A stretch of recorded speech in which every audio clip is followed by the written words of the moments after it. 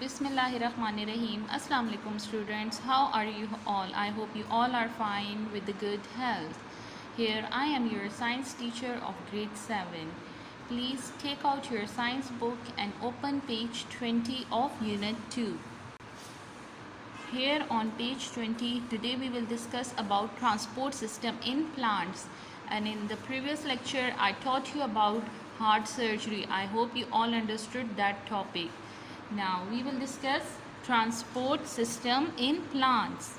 Now what is the transport system in plants? Like in the transport system in the human is a coronary artery through which oxygen passes to the heart muscles. So there is also a transport system in plants. Like plant is also a living thing, so they also need a food transport system.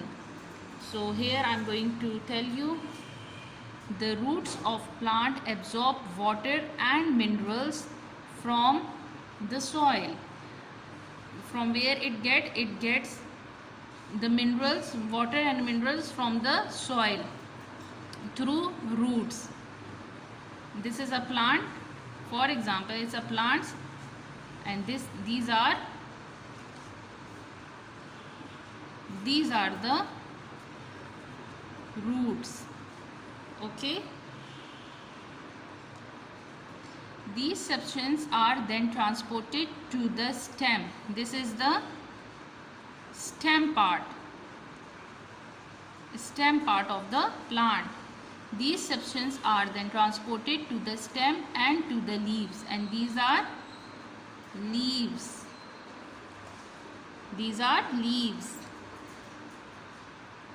These substances are then transported to the stem and to the leaves, where they are used in many processes. Okay. Water is combined with carbon dioxide to form sugar by photosynthesis. What is photosynthesis? For plant photosynthesis, it is a process of making food from water, carbon dioxide, and mainly from sunlight. Okay. So water is combined with carbon dioxide to form sugar by photosynthesis, and minerals are used in manufacture of protein and other complex chemicals. These end products are then transported to other parts of the plant, where they may be stored or used in growth of new tissues. This photosynthesis helps in the process for making products to transport it in the plant, and they may be stored or they may be used at a time for the growth of the plant tissues. Internal structure of root, stem and leaf. Now we will discuss internal structure of the root.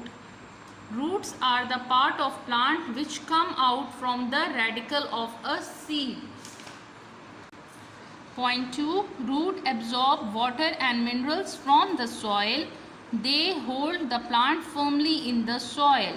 Through roots, the plant is in standing position, because root hold the soil firmly. It holds the plant firmly. Firmly means tightly. It means tightly. It holds the plant tightly. The outer circle of cells is called epidermis. Root hairs grow from this layer. For example, this is a cell of the root. This outer layer is epidermis.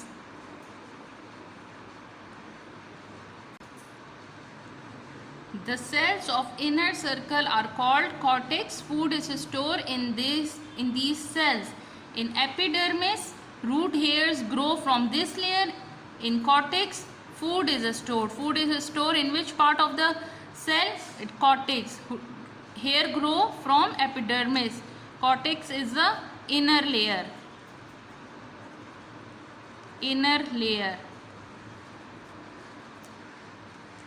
The vascular tissue contains xylem and phloem tissue. These tissues suck water and minerals from the soil. In the innermost layer is contain vascular tissue. Okay. and xylem and phloem present in this area. Okay. Here is also the diagram on page 21. Look, this is the root grow from the upper layer. Upper layer is the root here grow from the upper layer. The upper layer is epidermis. And this is the cortex. Cortex is the layer between the epidermis and vascular layer. In vascular area, the phloem and xylem, they both are present. Stem. Now we will discuss that what is stem. Stem is a part of plant which develops from plumule of the seed. What is plumule? Plumule, I have written here, it is a primary bud of plant. It is the start of the plant. It is a small bud on the plant. What does it call? It called plumule. Primary bud of plant, and it is situated at apex of the plant. At the top of the plant it start occurring. Point 2, it produces leaves, branches, flowers and fruit. Point 3, it gives support to the plant and supplies water and minerals to the leaf. The stem also takes prepared food from the leaf to all part of the plant. This area supplies water and minerals to the leaf. The stem, it will get water and minerals from the soil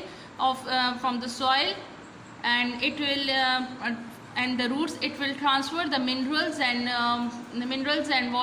water from the soil root system to the upper part of the stem. Then the stem, it will supply all these nutrients and minerals to the leaf of the plant. The epidermis is the outer protective layer of plant. There are multi-layer cortex is present below the epidermis to store food. Multi-layer cortex. In the previous lecture, here in roots, the cortex is responsible for the food store. And here multi-layer cortex is also responsible to store food. Then endodermis supply water to the cortex, and cortex is supplied by endodermis. Vascular bundles are also present in the stem to transport water and minerals to the leaves in order to make food. Xylem are present on the inner side, whereas phloem is present on the outer side. It's shown in the diagram. Phloem is present in the outer side and xylem, it is present in the inner side. And this is a vascular bundle.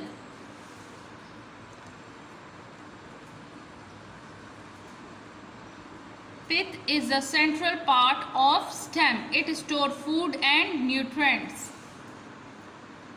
Okay. Look here. Pith. A cortex can act as a winter store for starch. Here in the pith, it is a central part and it stores the food whenever the plant needs food or nutrients to use. Then leaves. Leaves are thin and flat. They consist of petiole, midrib and a network of veins. There are network of veins like this. There are network of veins.